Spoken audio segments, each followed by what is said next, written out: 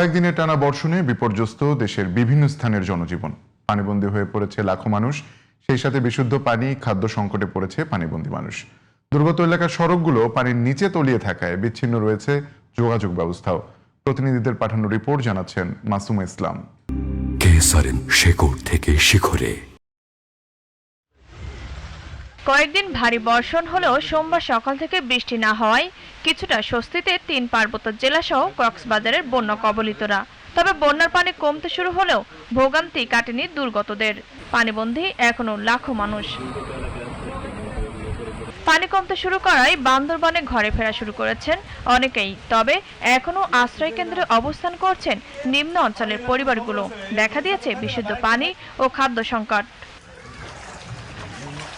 পানিতে তলিয়ে যাওয়ায় লামা, আলীকদম, নাইক্ষ্যংছড়ি, রুমা, থানচি ও রংছড়ির সড়কগুলো যাতায়াত ব্যবস্থা বিচ্ছিন্ন হয়ে পড়েছে। প্রতিটা দুর্গত মানুষের কাছে পৌঁছাতে চায়, হয়তোবা কারোর কাছে আগে পৌঁছাতে পারছে, হয়তো কারোর কাছে পরে পৌঁছাতে পারছে, কিন্তু আপনারা নিশ্চিত থাকবেন আপনাদের দেওয়া তথ্যপত্রকে বিবেচনায় নিয়ে বিশ্লেষণ করে কিংবা আমাদের উপজেলা প্রশাসনের মাঠ পর্যায়ের যারা কর্মী আছে তাদের কাছে তথ্য নিই, ইভেন আমাদের যারা রাজনৈতিক সহকর্মী রয়েছেন, আমার পাশে এখানকার এমপি সাহেব রয়েছেন, আমার আরেক পাশে এখানকার আরেকজন জনপ্রতিনিধি আছেন, তো আমাদের রাজনৈতিক সহকর্মী তাদের প্রদত্ত তথ্যের ভিত্তিতেও কিন্তু আমরা কাজ করছি। ভারী বর্ষণে তলিয়ে গেছে কুমিল্লা নগরীর বিস্তীর্ণ এলাকা। ফলে শহরের অলিগলি ও আবাসিক এলাকায় জলাবদ্ধতা সৃষ্টি হওয়ায় স্থবির হয়ে পড়েছে জনজীবন। সবচেয়ে বেশি বিপাকে পড়েন এইচএসসি পরীক্ষার্থীরা। নৌকায় চড়ে কেন্দ্রে যেতে দেখা গেছে অনেককে।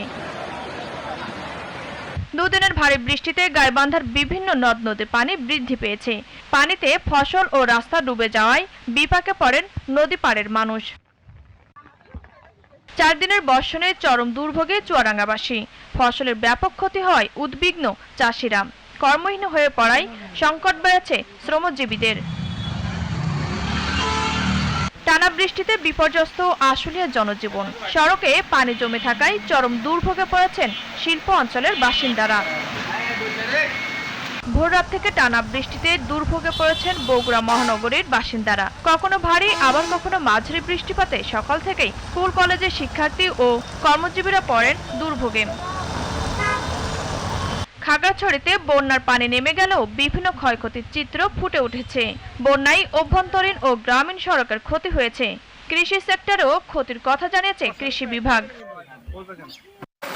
বিরামহীন ভারী বৃষ্টিতে নাকাল হয়ে পড়েছে নওগাঁর জনজীবন। ভারী বর্ষণ আর উজান থেকে নেমে আসা পাহাড়ি ঢলের কারণে নওগাঁর ছোট যমুনা, আত্রাই সহ নদীগুলোর পানি বৃদ্ধি পেয়েছে।